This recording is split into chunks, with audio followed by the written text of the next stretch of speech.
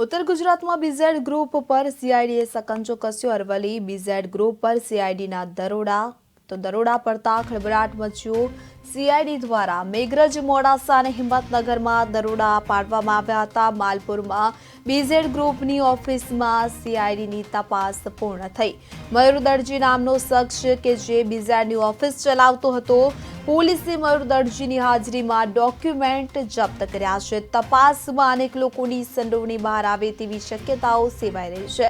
તો વિગતે વાત કરવામાં આવે તો ઉત્તર ગુજરાતમાં બીઝેડ ગ્રુપ પર સીઆઈડીએ સકંજો કસ્યો છે કે જેમાં અરવલ્લી બીઝેડ ગ્રુપ પર સીઆઈડીના દરોડા પડતા ખળભળાટ મચી જવા પામ્યો હતો।